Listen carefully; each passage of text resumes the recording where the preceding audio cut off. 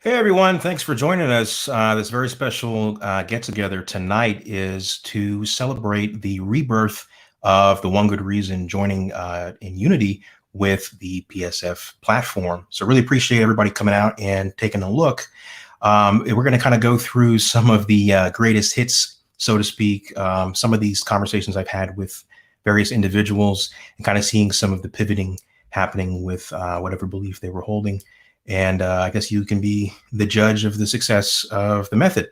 Now, throughout the videos, to make sure that you guys don't fall asleep, we're actually going to play a game called Ninja Ninja. So throughout the video, you're going to see one black ninja and one white ninja. I get those mixed up. That's a part of my DNA. They're going to be popping up one at a time throughout the video. You got to keep your eyes peeled. Once you see the second ninja, the first one to dart over to the chat, the live chat, and type in Ninja Ninja is going to be our designated winner. And we'll have an untold amount of goodies for this person, whether that's tickles, hugs, or middle fingers. We'll figure that out later. But until then, go ahead and pop your corn, crack your booze open, get your smokes out, and enjoy some of these polite roasting sessions. Take it away. Anywhere you go, anywhere you go, you belong. Anywhere you say, anywhere.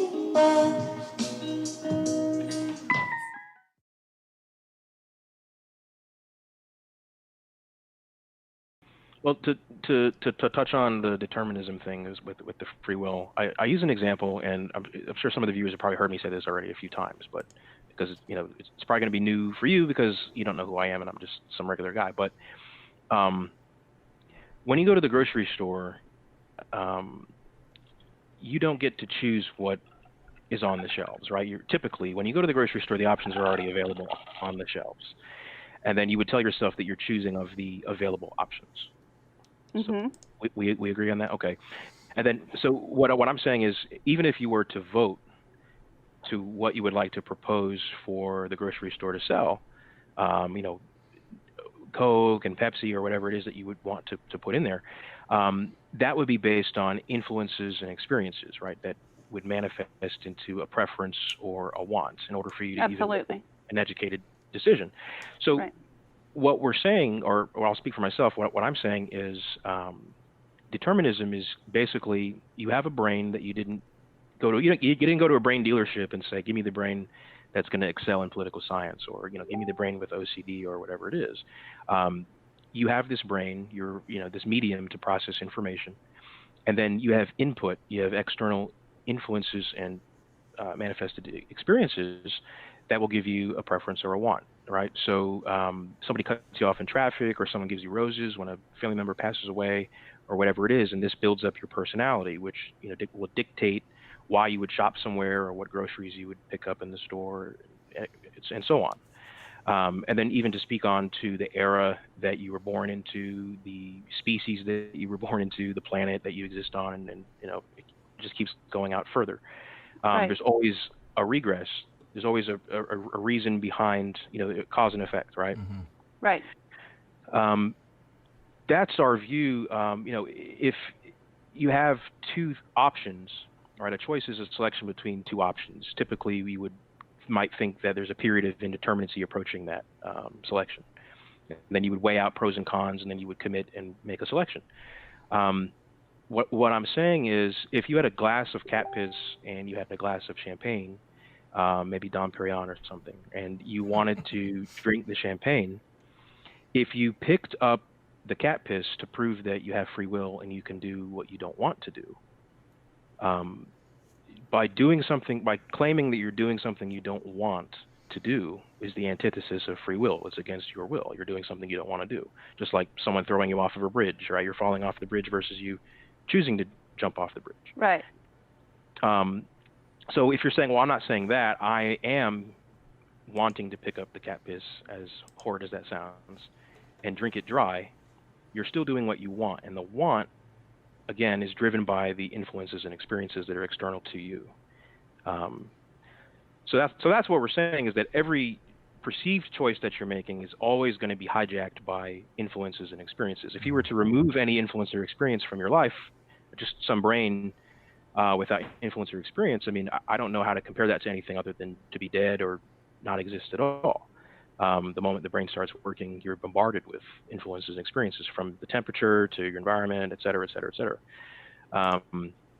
So all of those things, we go through our lives thinking that we're cognizant of our choices and we're acting rationally, we're weighing out options, but we don't get to take credit for the brains that we have and the society that we live in that might accept the type of actions that we do or might reject the type of actions that we do. So the reason I say all that is I don't think we should be locking up any human being. And I get a lot of pushback for that because they say, well, so you're saying a rapist can just go out and rape somebody or someone can set a dog on fire and there's no right or wrong.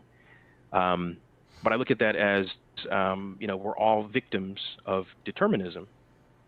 But the person being raped, for example, is more so a victim because they're also a victim of determinism, but they're also partaking in an activity that they don't want to.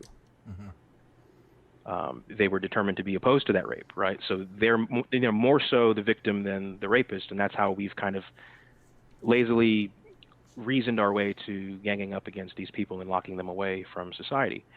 But that's kind of how I look at it, is that there isn't really a free choice that you're able to make, and that everything that you do is influencing somebody else.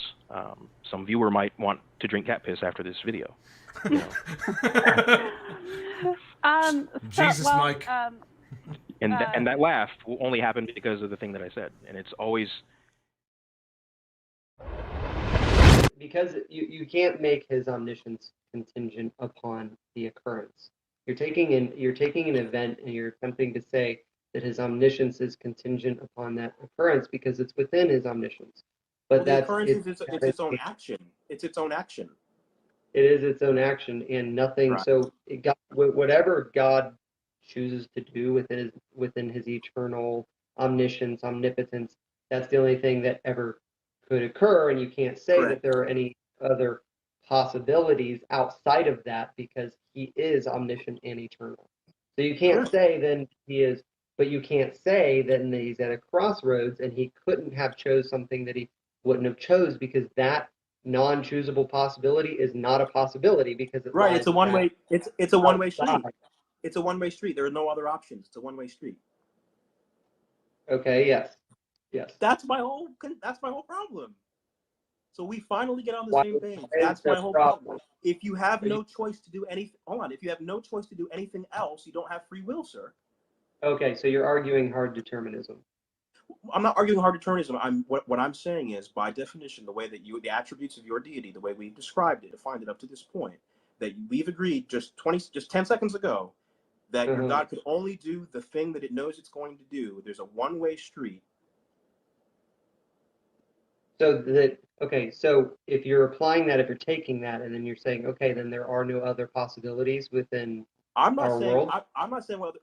I'm saying if that is the way you're describing your deity, because this is we're talking about your God and what you believe in. If this is then when we're on God's to my God and what I believe in, you have to give me the room to explain that as I so choose, because you are giving me certain boundaries that I answer for you. We're using definitions.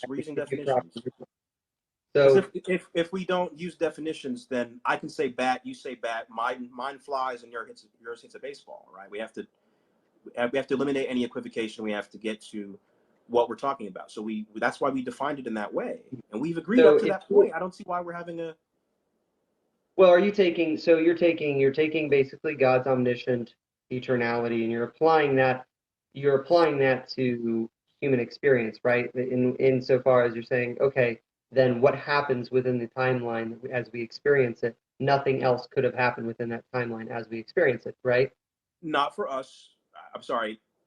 I don't think you're intentionally doing like a red herring, but I want to go back to we're talking about indeed.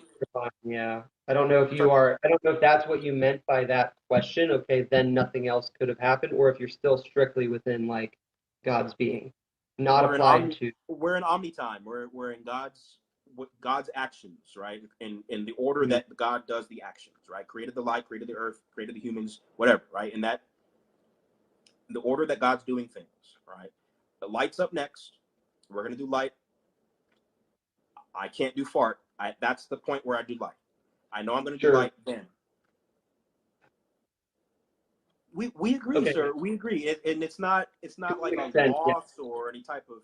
We agree. To an It's by yeah, but definition. I mean, I do appreciate that we do agree, and I Okay, will so still qualify that with I think we agree to an extent, because when you say that he cannot choose anything else, okay, when you're saying within his omniscience he can't choose anything else, you're hold on, naturally wait. bringing in this Well, specific by there definition, could be choice, something right? else. Choice is selecting between two options, right? Or more. Yes. But at the bare minimum, choice is selecting. Mhm. If you have one item, one event, one phenomenon, one thing, whatever word you want to use, the solo endeavor, there are no options, sir, by definition. But we agree on that. Yes, we do agree on that. So you're a theist, correct? Is that right? Yes. Okay. And being a theist, you believe in, or correct me if I'm wrong, you believe in a deity that created everything, correct? Yes. Okay. And when we say everything, that's all encompassing, correct? Yes. Okay. So here's the question. Did your God create choice? And if Choice, so, he created choice. well, did your God create choice? And if so, did it choose to do so? All right. So yes, God created choice, Uh-huh. but in the case of choice, as we defined it, he did not choose to do so. Okay, so just want to stop there for just a quick second. So you said that your God did create the ability to choose. Yeah. But your God had no choice in doing that. Is that correct? Yeah, that's right. So if and just correct me if I'm wrong at any point, I don't want to mischaracterize your argument. Does that mean that your God was forced to create choice? No, he wasn't forced to create it, but it was a byproduct if he was going to create things. There would have to be a choice. Okay, but so before choice existed, your deity created it, and when it did that, it didn't have a choice in doing that, right? That would be a paradox, right? Yeah. So when it didn't have the choice to create the very first possibility of choice, was it forced to do that? So you're saying it wasn't forced. So the difference between forcing someone to do something and them choosing to do it, do you see a problem with that? Yes and no. It's when Okay, go ahead. when he created the universe, right? He Uh-huh. didn't choose to do it. He did it, and he had no choice. There was to be choices came into existence as he did it. He didn't have a choice in the matter. So if you didn't have a choice, so if you don't have a choice in the matter, how is it coming about? How is the action coming about if there's no choice in the matter? If you wake up and there's a dick drawing on your face after a party, and you say, I didn't choose to have this dick on my face, we would say it was forced on you, right? Well, I only got a Do you couple. agree with I that? only got a little bit of that. What did you say? I'm going to say it again. If you woke up from a party that you got so blasted, you passed out, you woke up, and there's a dick drawing on your face with a Sharpie, and you're upset, and you say, I didn't want this. I didn't choose to have this dick on my face. We would say, generally speaking, people would say that was forced on you, right? Against your will. You did not want it, correct? So do you see the problem when you're saying your deity created the ability to choose? That ability didn't exist, that utility, that being a free personal agent to be able to decide between two things or more, right? The choice, that did not exist, you're saying, until your God created it. So my question is, when it did that, was it being forced to do it because there was no choice involved? Yeah, the original part, yes, he was forced. He wasn't Okay, so wait. I just yes or no. So you said yes, your God created choice. No, it didn't choose to, and yes, it was forced. If it was forced to do it, who or what forced your God to take this action? And why do you not worship what that was that had more power to force your God to create choice?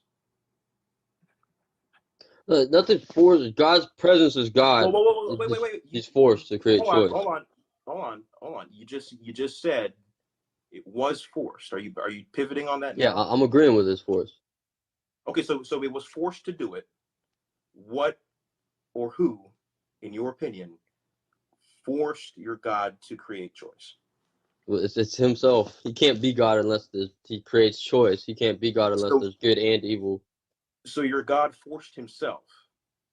Yes, that's all I scripturally know. When you force yourself, is that a choice? I'll say it again. When you force yourself to do something, is that a choice? Technically, yeah. Yeah. Okay. I would say So yes in general. Do you see the problem with the logic? Well, he didn't have foresight. That's not, wait, come on. That's not what I'm talking about. I'm not talking about foresight or omniscience or any of that. That's not what I'm talking about. I'm not trying to be rude. I just want to stick to this one topic. And I know you have a lot of that you want to say, but we agreed to just talk about the choice topic, because if we go down little different rabbit holes, we can lose sight of what we're talking about. It's a very simple question. I said, did your God create choice? You said yes. You said it didn't choose to. And you said, yes, it was forced. And now you've said that it forced itself. So that's where we are right now, just in case anyone's joining. That your God forced itself to create choice. And I asked, when you force yourself to do something, is that a choice? With all due respect, I'm not trying to be rude. I just want to be intellectually honest. I understand. I do have things to do as well. I just wanted to ask you that question. Yeah, it's in general. And if you don't know the answer, that's fine too. You could just say you don't know, and we could just end the conversation. Well, from what I know scripturally, that's all I know about God and whatnot. Is the origin of choice discussed in the Bible? Because I've read the Bible 3 times, and what passage in what version of what Bible? Well, I don't do the King James. Of choice. Okay, so the King James Bible, what passage in the King James Bible explains the origin of choice?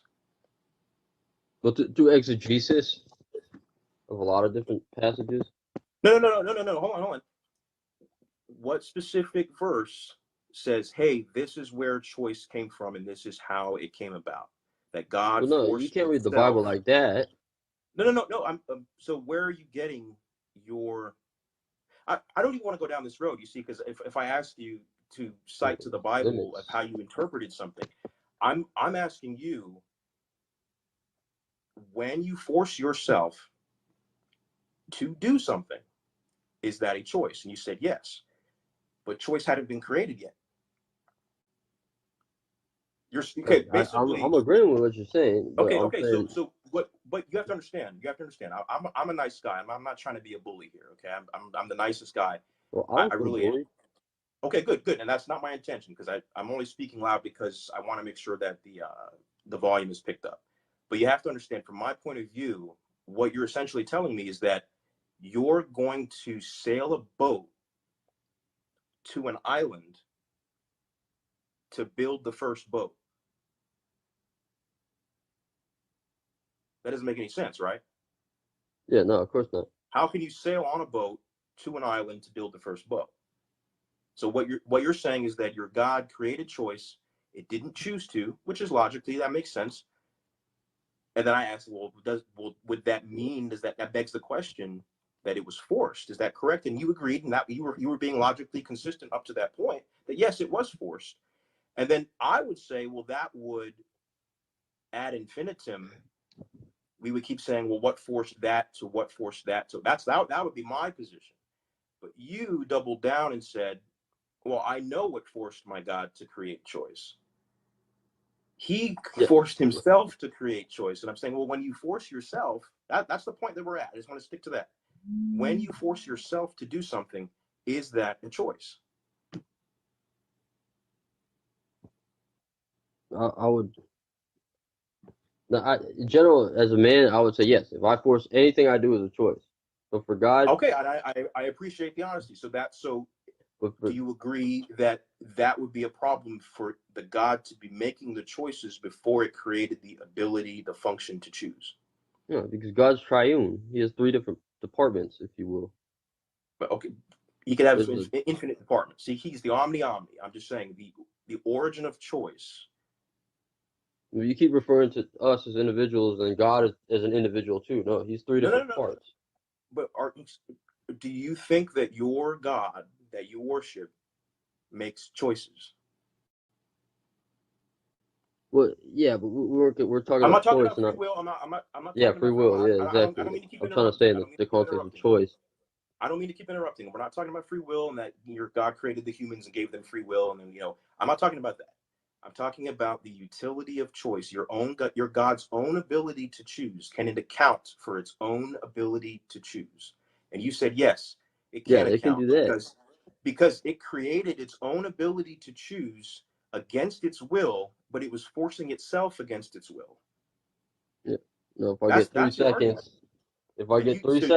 three whole seconds, I'll say, when God creates the Godhead, when the Godhead is created, all right, the byproduct of that is choice. He's got three different parts, right? The Godhead always is, and he goes, all right, the Word, God, in the beginning, right? The Word is with God, the Word, the Spirit, all three. The byproduct of that is choice everywhere. Pandora's box. There's nothing you can do about it. It's not intentionally created, but it is created. Now we have a choice. What are we going to do? What's this? Who's going to be there? All right, I see the earth. I'm going to create the water. It's void. I'm going to create the life. Right? That's all choices. Okay, so we're going to back up. You said it's created, but it wasn't intended to be created. That's correct. So if it's forced to be, I'm going to keep saying it, man. If it's forced to be created, what forced it? You're saying the entity being forced, right? The thing pushing the rock is the rock pushing itself, is what you're saying. If I take a stick and push a rock, I'm pushing the rock. Brian Greener, man, I appreciate that comment. I think we're talking in circles. Hey everybody, it's Mike Carey with The One Good Reason. We're actually going to have a special guest on with us tonight. His name is Patrick. He's going to be kind of sharing 2 ghost stories, and then he's also going to kind of educate me on shamanism. So we're going to have a little back and forth about the ghost stories, I guess, and I'm going to get into the world of shamanism. So the Wikipedia that I pulled up while we're waiting for him to arrive is basically stating shamanism is a practice that involves a practitioner reaching altered states of consciousness in order to perceive and interact with what they believe to be a spirit world and channel these transcendental energies into this world. A shaman is someone who is regarded as having access to and influence in the world of benevolent and malevolent spirits who typically enter into a trance state during a ritual and practices divination and healing. So that's my Wikipedia reading into that. I'm trying to see if Patrick is here with us now. It's Mike Holt. Hey, what's going on, Mike? Appreciate you coming in. We're waiting on Patrick. I believe it's Henley, his last name, if that's how you pronounce it. How do I add him to this? He might not know how to join. Let me see.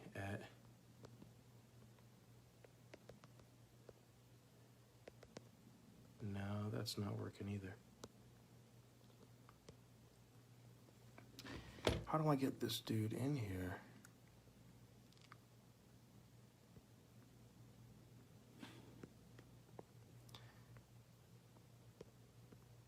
I guess it only has to be in the room first. Well, this might be a little bit different this time. I don't know if I can't force him in. I know he said he was having problems. Well, worst case, I'll have to back out and do it again. Well, Mike, while I'm trying to figure this out, basically, Patrick was going to share with me 2 accounts of ghost stories. And we were going to kind of go back and forth about what those could, be about, or, why he thinks that they're, ghost related. So that, I thought that would be fun. And then he also wanted to kind of get into something that I guess is dear to him, which is shamanism. So, I know a little tiny bit about shamanism. I'm pretty much ignorant on what goes into shamanism or how do you become a shamanist. So he was going to kind of educate on that, and then if we had time, I was going to kind of ask a few questions about that as well. But I can't get the ball kicked off here, unfortunately. So I know he said he was having problems with his phone. So he's not trying to avoid or back out or anything like that. He was definitely down to openly speak on it, but I'm not probably the most savvy with this either. How do I get him in? I might just have to back out and message him. Well, that's a shame. Yeah, there's really no other way I can do it. I mean, even if I did the comments, I don't know. No, it's not bringing up anyone's name when I at anybody. So it's really just me with the oh shit face. Munir, I can never pronounce it correctly. I apologize. Appreciate you coming in here. We're actually waiting. There he is. Awesome. Yo, Patrick, I was just getting ready to back out, man. Yeah, let me go ahead and bring you on, man. Hold on just a second.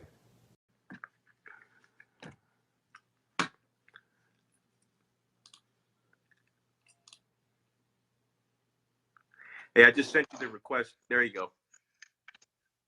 Oh, that's some shitty lighting. Wow. Does that work? No? I need to go to the bathroom. There's better lighting. One moment. A little bit better.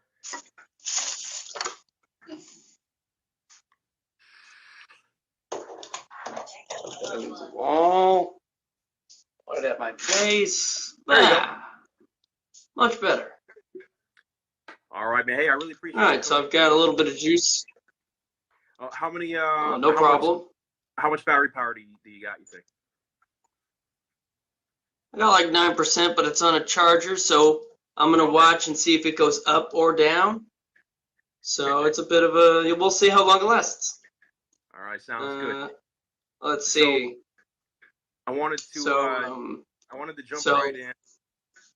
I know you wanted to kind of share 1 or 2 of your ghost stories. Would you want to kick it off with that, and then we can kind of go back and forth and see what we're talking about? Sounds good. So as a kid, grew up in the old family home, and everyone thought it was kind of haunted. Grandpa died there. Well, not specifically my grandpa, but my aunt and uncle's grandpa. But anyways, so we were in the back room. They leave the light on in the bathroom for us because we were little kids. And I would sometimes go out for a cup of water. It's just around the corner. But you always had to walk past the bathroom. And there was one instance as a child that I looked to the bathroom just to peer into it, on my way to get water, and I saw a librarian-looking old lady, like hair in the bun, coat, like little overcoat with whatever dress she was wearing, kind of got the 1960s vibe. And like, I was like, 6-year-old freaking out, like wanting to yell for my grandma, who's literally like down the hall. But the librarian turned its head, looked at me, and put up one finger, was like, no sound. And I couldn't scream. I was too scared, way too scared as a little kid. So I got my cup of water, and you bet I was looking the other way and not at the goddamn bathroom when I went back to bed. And Okay, so that was if I could just interject just for a minute. So I just kind of want to recap really quick. So you're in a house where, and my condolences, a family member passed away. And it was before I was born, but yeah. It was before you were born, okay. And you were in the hallway, basically. You were going to go get a glass of water, a regular thing that you would do all the time. Do you remember like what age you were just before I go on? About six. Okay. So you were about 6, and you see what looks like. Now, if I was to ask you, scale of 1 to 100, 100 being absolutely certain, right? So we know we can't really be 100% certain, but that's the idea of the scale. What degree of certainty would you say you were or are that what you saw was female, human, dressed in a way that looked like a librarian? Like what percentage would you say toward the certainty side? I can only be certain with the librarian vibe, about like 65 to 70. Could just been a lady getting ready for a date. There was no color. Certain that it was a woman, female, 90%. Don't think it was a man dressed as a lady, but okay. and so pretty certain it was a ghost because no one else lived in that house, and it spooked the shit out of me. Okay, so it was the very first instance. Did you have any other previous experience with seeing a librarian at 6, or what makes you say this looked like a librarian, or was that post like ad hoc? Once you got older, you attributed that. Once it got older. Okay. Once I got older, is very much what they would describe a librarian to be wearing, with the like a sweaterish with a jacket over it, and like I don't know if it was a dress or a skirt, but I wasn't looking at the legs because I was looking up as a kid, and yeah. So when you see shit like that, you kind of freak out, no matter the age. Were you having any vivid dreams or anything like this? Had you seen any scary movies? What time of year was this? Was it in October? Was it I think it was a similar time of year of now, but as scary movies go, I didn't get to watch a lot of them. I think the only one I had seen around that age was the Aliens movie, and that was just from around the corner, and I didn't get any nightmares of that. Had one back that I can remember that far back, one weird nightmare I had was that a pirate had came into my room and was trying to chase me around the bedroom. Okay, so but nothing. I think that was from watching Hook. Nothing like the librarian thing. Nothing like that. Okay. Now, regardless of like watching any movies, I'm sure if you're watching TV as a 6-year-old, maybe you might see some trailers for movies, where they would put a lot of the robust parts of the movie in the trailer, to come get you to come, to go to the theater to watch the movie. Do you think it's possible that there's a correlation between the influences maybe from television and a 6-year-old's mind and dream state and awakening from Or sleep? hallucination. Right, or just a combination of those things versus saying, I don't know what that was. It must be a ghost. Do you think that's fair, Well, or something on the table? I mean, if there's always a possibility that it is a hallucination or that it is a child's Combination. imagination, but Okay. I can't say that I haven't seen things that weren't there as a small kid. I guess my Aunt Alma broke the news to me that I had a best friend that I used to hang out with, but no one lived there next door to them. So that was disappointing because that was full in color. And so, Okay. but I remember playing with that kid so many times. So that might be an imaginary friend, but I wouldn't call, maybe you could call that a ghost. I don't know. I really don't know how it all works. Actually, I just that's assume actually- things. that's actually good right there. Because I realized I kind of made a mistake, and we didn't actually define what you mean by ghost before we got into it. So I apologize. But yeah, what is your definition It's of okay. ghost? Like when you're saying you think this is a ghost, what does that mean to be a ghost? Well, I think a ghost is nothing like a living person. I think it's more like some type of external bodiless consciousness that your brain tries to interpret with the organs you have. I don't think it's anything like a whole person. I think it's just maybe pieces of people. I Okay. mean, the electrons and the mind, just a theory I have. Help me cope with life and shit, like other people. But that's kind of my thought process. Okay. So correct me if I'm wrong. I just want to make sure I understand. So the ghost is, from what I'm gathering, what your view is, a ghost is consciousness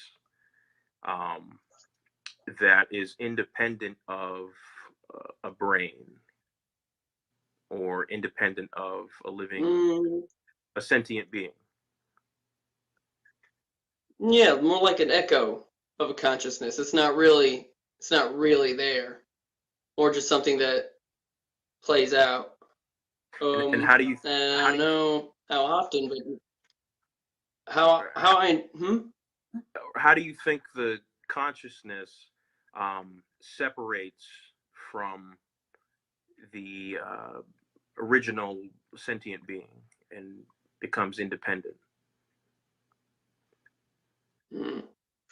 See, that's tricky. I wouldn't really know, but I And I could appreciate guess what people have described as traumatic experiences or deaths where people were feeling intense emotions or whatnot, or maybe didn't expect to die. I can't be totally sure, but that's from a belief and whatnot state, not a material evidence state. It's just my theory, like how there are ancient buildings with haunted halls and whatnot. I just think it's traumatic, maybe more than one person's traumatic experience becoming something. Not something I can describe, Okay, so but definitely something I've hallucinated without drugs. So okay. I guess that's the Yeah, only way I could try to explain it. I need to kick this one on. But okay, so you're not dismissing all other possibilities of what it could be. You're saying that you're feeling it might be this thing that you're calling the ghost, but you could be wrong, and it could be one of any other many things, right? You're not I've never. Okay. Can't hear you. What? Oh no, I was just saying. Okay. Okay. And I think that's good. I think that you being open to, hey, this is how I interpreted what was happening. I really don't have an explanation as to what was happening. This is what it looked like to me. But at the same time, I don't know what the fuck it was. I think that's a good position to Exactly. be in, because yeah. So totally respect you leaving other options on the table. What was the second story that you wanted to share? Well, it's very short. I was the same house. Us kids were put into a bigger room, so we had our own beds and area. Huh? And it was just me in the room playing with toys in a hilarious and lewd manner. And then from behind me, just heard my name. And I went and searched through the house. Everyone was pretty much in the, what would I call it? Living room area? No, it's got fireplace and large windows. It's The family room, or whatever. the Family room. That's a good way to put it. They were family were in there. It's a family room. Yeah. And so I came out similar age, pretty much like, who's calling me? And they're like, no one's calling you. And then they decided to mess with me and tell me about Bloody Mary and all that other weird crap. And so that's when I started to get paranoid of that house. Yeah, of course. Yeah, especially And, if would you say that yeah, there are people living in it. was that before or after the other story? Were you older or younger in that instance? I was a little older at that instance because we had gotten into the larger room at that point. Okay. First one happened much earlier, much creepier. While that one was just not such an intense thing, a much softer moment of paranoia. I did have Yeah. I did have an experience like that. I have to say it was before I went to elementary school, so I don't know what age I was. It was just before I went into elementary school, so maybe 4 or 5. Don't quote me. 4 or 5, and I was playing the Nintendo Entertainment System. I was playing Super Mario Brothers, and I wasn't in school. My mom was at work, and my dad was home with me. I don't remember why. I think he was on disability or something. He had hurt his back. I think that was what. Yeah, he just had a surgery. Yeah, and he was on disability from his job. And so it was just me and him, and my older brother was at school, and I'm in the back room, which was kind of a ways away from we also had a family room with a fireplace. And so he was in there watching daytime TV, and I was in the, in the back playing video games. And I had paused the game because I forget why. I paused the game to scratch my arm or something, right? And I didn't want the timer to keep going. Yeah. So I paused the game. I scratched my arm. So it's completely silent. And I heard, or I would say that I heard, Michael. I heard my proper name, Michael. And it sounded far away and echoey. So I said, "Oh crap! My dad's calling me." So the game was already paused. Yeah. So I got up and I go out there and I say, "Yeah, well, what do you want? Yes, Dad. What's going on?" And he's like, "Oh, I didn't call you." And he seemed annoyed because he's watching his show. So I was just kind of like, "Okay, whatever." So I go back to the room, and there was another Michael, and I just kept playing the game. And then he came in the room and he's like, "Hey, I was calling you." And I'm like, "Well, the first time, I went out there, you said you weren't talking to me, and then I heard it again, and then so I remember that. would I say, there was a ghost in the room and it was whispering in my ear, or it's, an alien from another dimension, it's communicating with me, or, I mean, I don't know why I would say I heard my name. It could be me internalizing and, my own narration, our inner monologue when we're reading to ourselves, or, things like that. I really don't have an explanation for that, but I do remember that, and I'm not gonna, lie. I mean, yeah, it sounded like somebody was saying my name to the point where I got up to go ask them what the hell did they want. But, I'm 31 now, and I don't really have an explanation for that. So it goes into the pile of unexplained things, right? So what I always try to say is, if we have an unexplained thing, we represent that with a zero. And we have another unexplained thing, we represent that with a zero. And it doesn't matter how many unexplained things that we have, 0 plus 0 plus 0 will never equal 1. So we don't get to say, here's a collection of unexplained things, so therefore it must add up to this.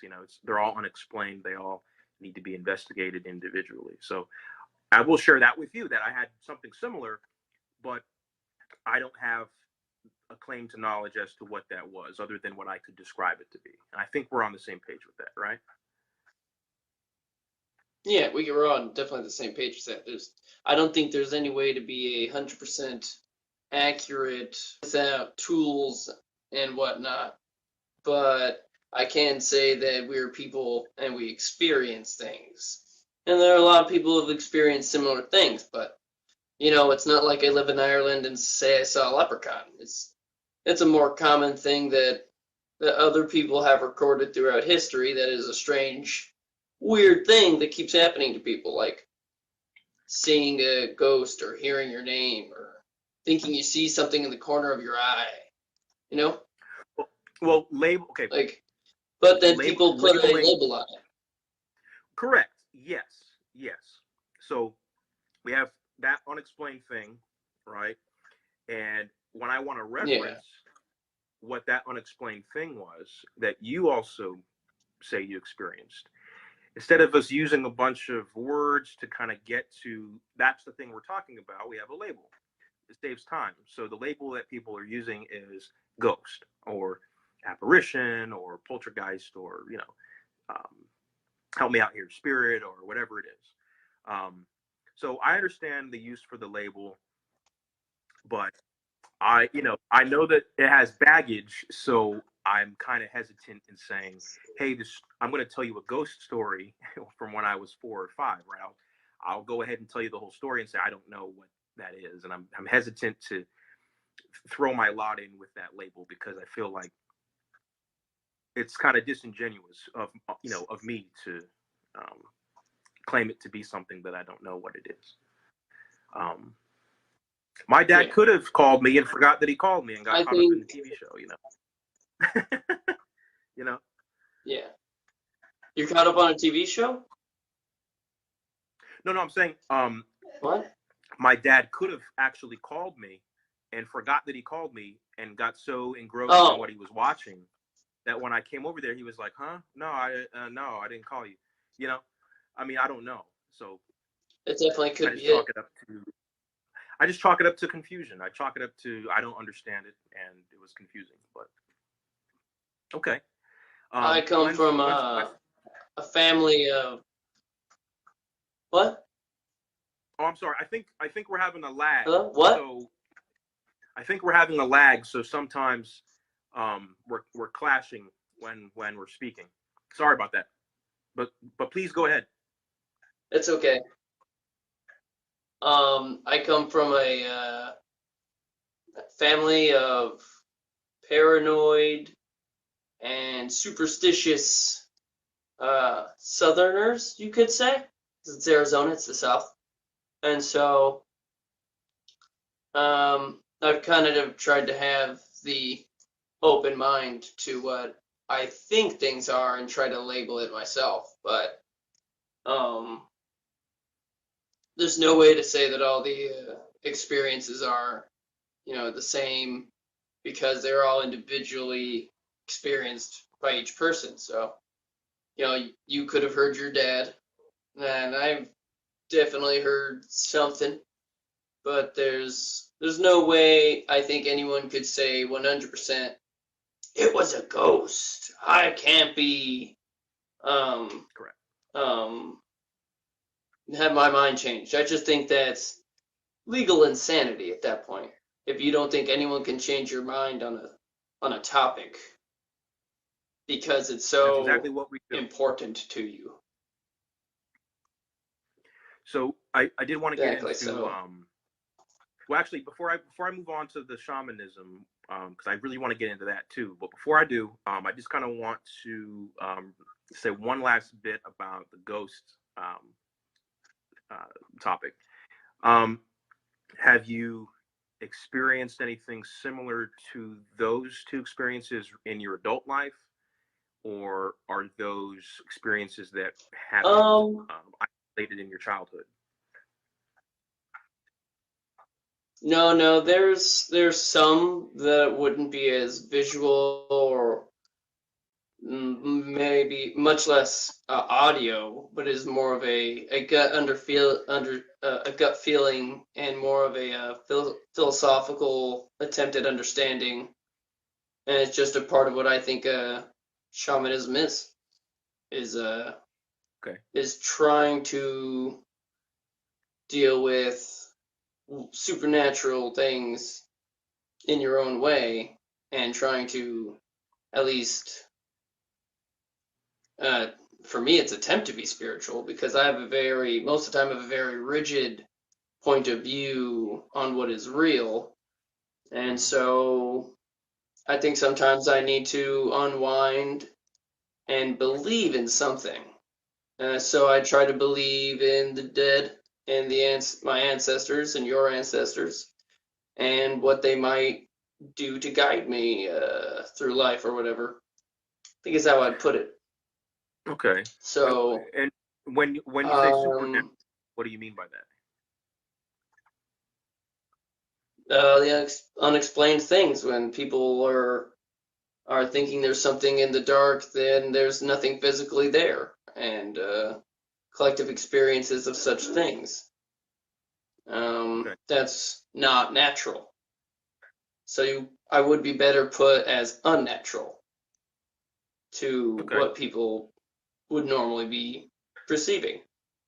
And I think So- it happens a lot in places where there's been a lot of recent terrible stuff.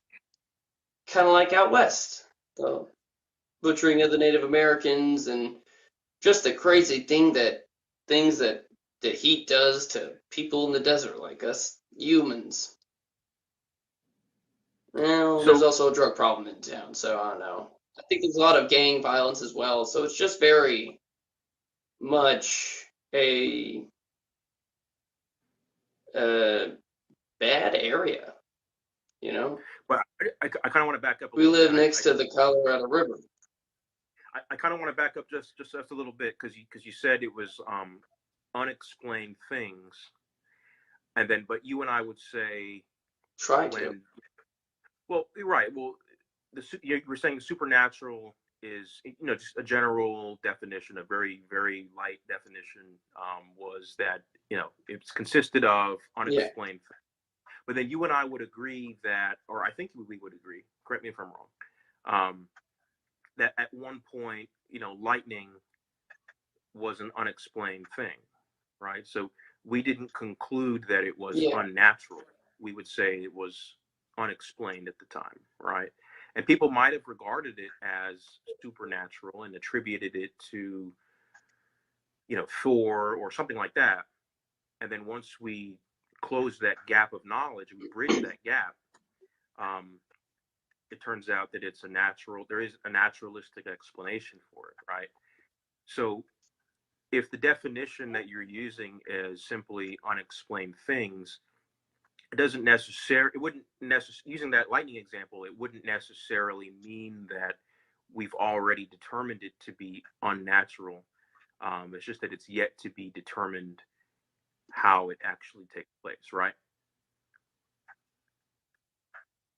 Yeah, I agree with that. Okay, cool. All right.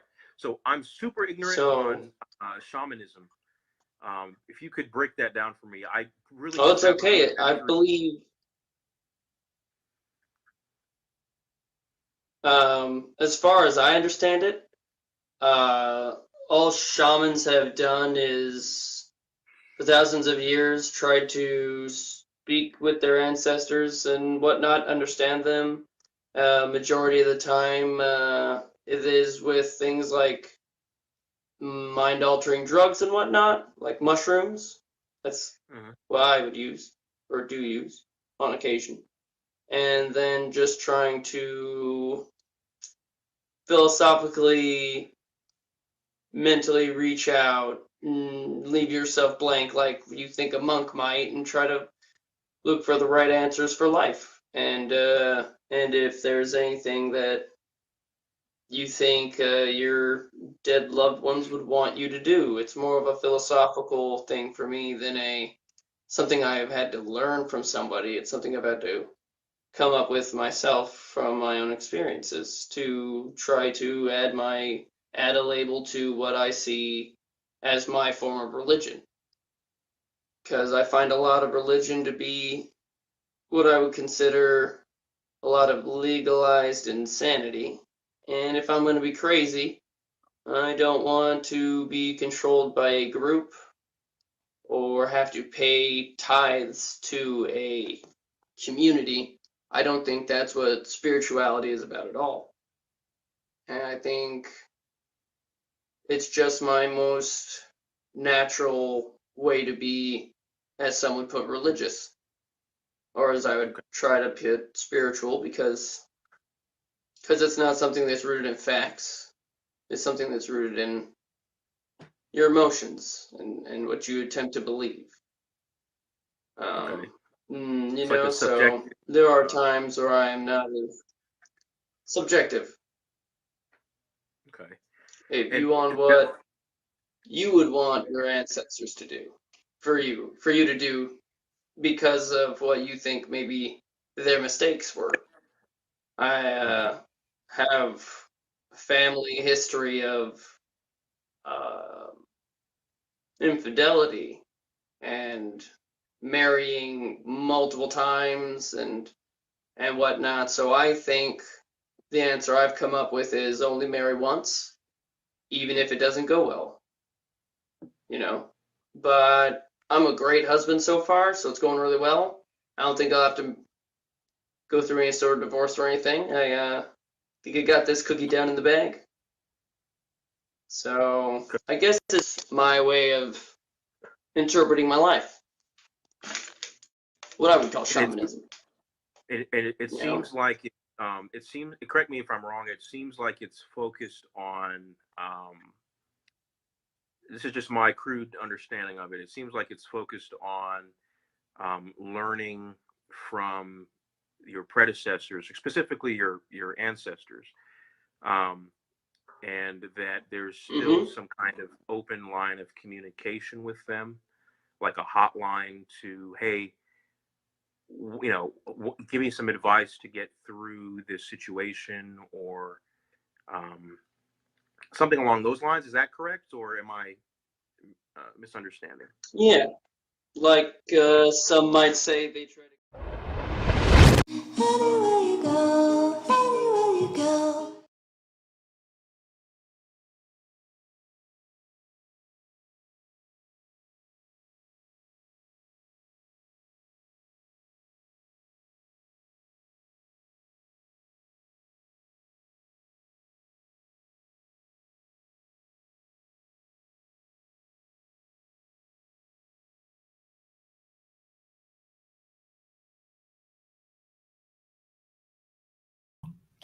I was muting myself for all the expletives that I was making after watching all of those things going down memory lane.